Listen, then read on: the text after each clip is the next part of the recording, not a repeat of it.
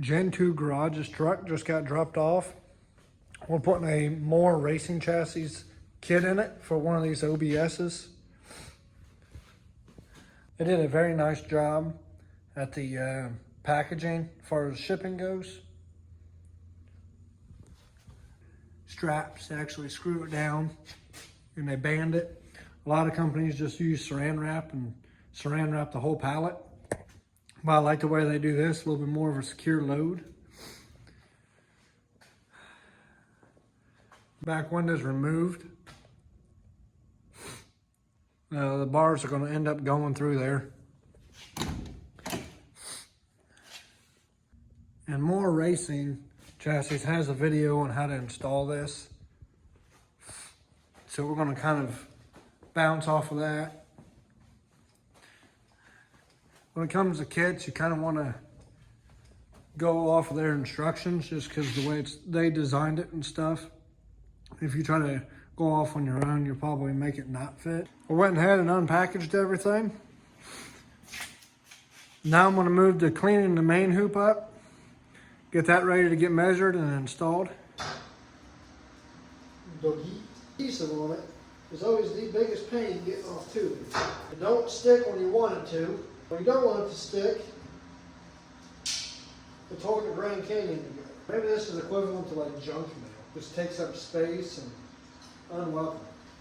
I like to use maybe 120 grit or a little higher. I usually just get all the black stuff off and it scuffs it up so when you go to paint it has something to stick to. It seems like paint, the smoother the surface is, the harder for paint to stick. So we're just going to give it a nice brush. This stuff's coming off pretty good. It does not interfere with the integrity of the material in it. It doesn't cause deep scores. Like I said, you're just taking that coating off. You don't want to use really any machinery with sandpaper. You don't want to cause flat spots or gouging. There's a lot of preparation when it comes into this stuff that people don't see or fully acknowledge or really take the time to do. And this is what sets a good case from a bad case, little details like this. And I give my customers nothing but the best. We're going to use some mineral spirits. What this does is it actually loosens up the oil that's on the tubing. If you try to use regular acetone doesn't take oil off. So you use this to kind of loosen up that oil and it takes it off. And then we'll go back through and hit it with acetone with the final wipe. I mean, just that one little spot, you can see how dirty that rag is. You always want your stuff to be as clean as possible. But again, preparation work takes about 50% of the work. You just want it to be nice and clean so it doesn't bite you throughout the project. I'm going to run a rag through it and clean all this up. Get all the light stuff. Okay, now the main hoop is completely oily free. Now, again, it's just a skosh and you can't really tell where the sandpaper went. All it did was just take that coating off. It didn't dig into it or nothing. Okay, this next part, it helps if you have a relatively flat area that you can mark on, is we're going to go ahead and measure out the main hoop so we know where to poke our holes in the cab. Got you a Christmas present, Tommy. Do you know what it is? You can't shake it. In all seriousness, whenever you have a seat, go ahead and wrap it. There's nothing worse than having grinding dust stuck in the seat. Now what we're going to do is we need to find center line of the vehicle.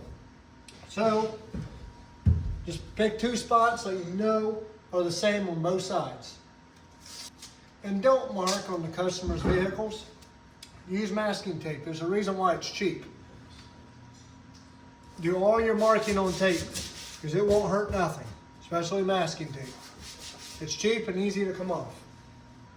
And you got to be careful what you pick your references off because they might differ from side to side.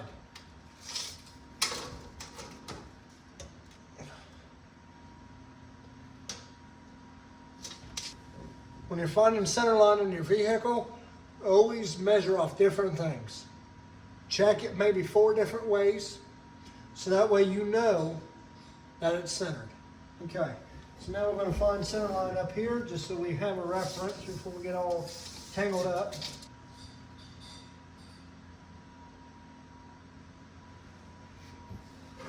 Now, if you would have just measured off the dry shaft tunnel, it is offset about 2 inches.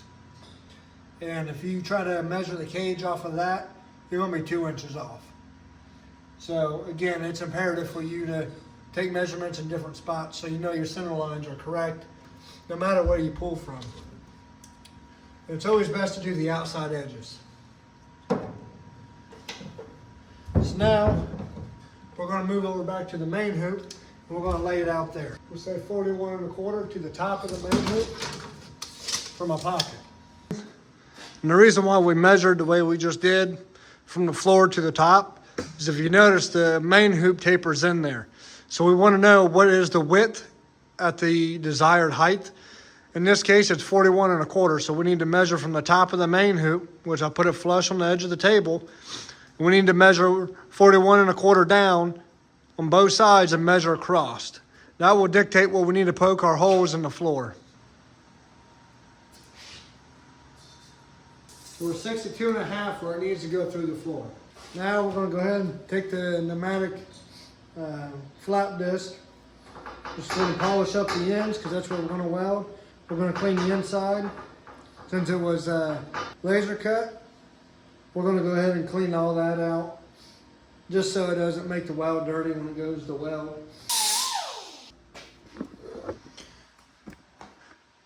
I tried to keep the same direction all the way through when I flap weld, just to make it look a little bit more uniform. It's the small details that matter. I went ahead and hole sawed to the floor already, on both sides. There's my little supervisor over there. Went ahead and notched out for the plastic trim here, both sides, just to make it so when the cage is in there, that kind of fits snug against it.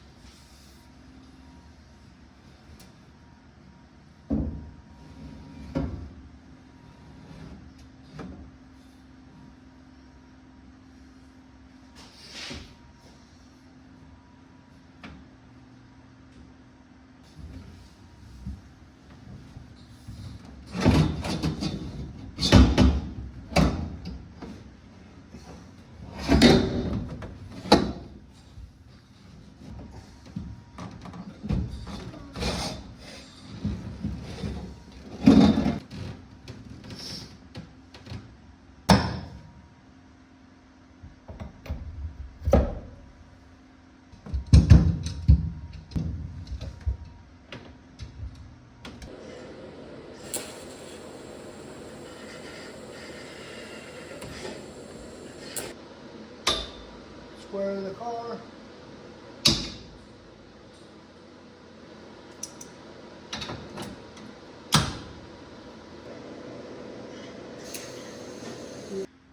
We got the main hoop, harness bar. We got it where it needs to be. It is level to the truck. And I got it leaned back as far as it could go and up as high as I can.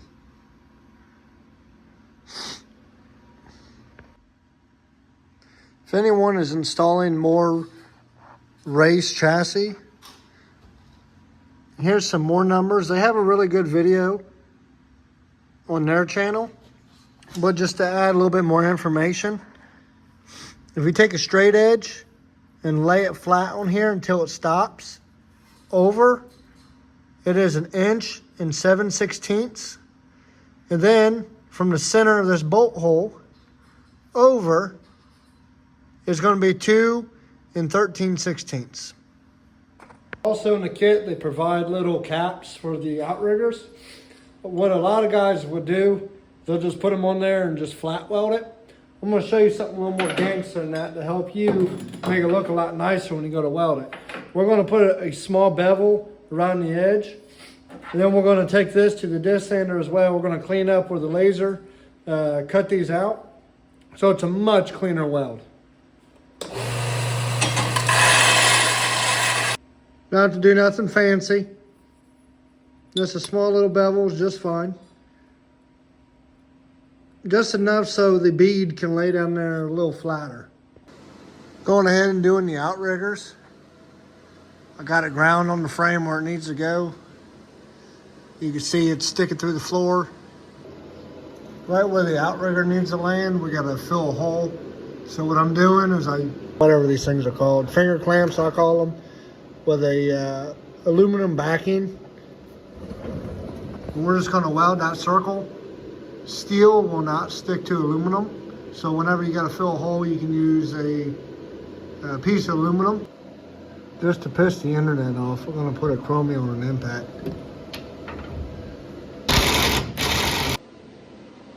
It's the next day. We gotta get the rocker bars installed. Now with the rocker bars, since it's gonna come into a T basically with that other main hoop bar on top of the outrigger, we need to put a small notch so that way this can fit right over top of where the other tube goes. That way it's a nice tight fit, 360 degrees. A good way to lay out these notches right here is it's pretty close to this notch here. As far as the end of the notch is pretty close to the same plane as the end of this notch, as you can see. So I got the A-pillar roof bars in.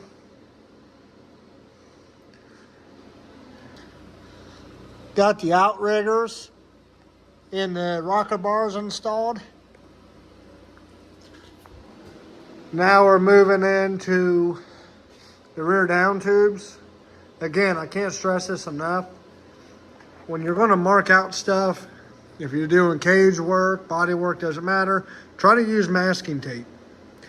It works so you can mark on it, and also when you drill, it keeps the paint that's already there from splintering. I got the down bars all tacked in.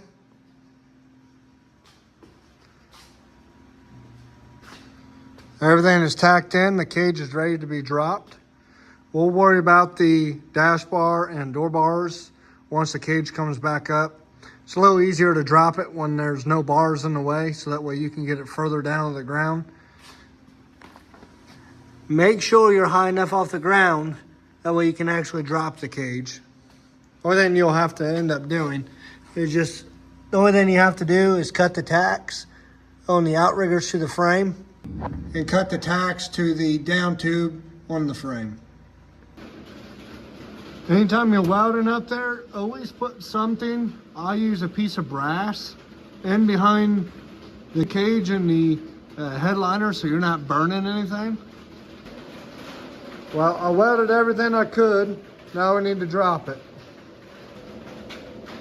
Before I even cut the tacks, I'll go around each outrigger and down bars, and I make a circle around it so that way I have a reference where it needs to go once it comes back up. It might move a little bit, just the nature of welding, but we're going to try our best to get it back in its same spot. And when you're going to break the tacks, don't use just a sledgehammer, use a dead blow or a mallet, something soft. That way it doesn't hurt the material any. Well, I got it dropped, welded, now it's getting painted. I forgot to record. So I put the cage back up in its home. Got the outriggers tacked and all the frame connections tacked, rear down bars. Went ahead and built an X brace for them. Purpose of the X brace, it stiffens up the chassis from left to right. Takes a little bit of the frame deflection out of it. So now I gotta fit the door bars, get the dash bar put in. I got the door bars installed. It clears the door card and everything, even the door handle and the factory door card. I notched just a little bit just to get that little As you can see on the harness bar, it's still there where the laser cut it. But for the door bars, I especially wanted them to be a nice tight fit, considering it's going to be right in front of your face. Did the same at the bottom. Now I got to move into the dash bar. Door bars and dash bar all tacked in. We just got to weld out. I got it fitting real nice around the plastic.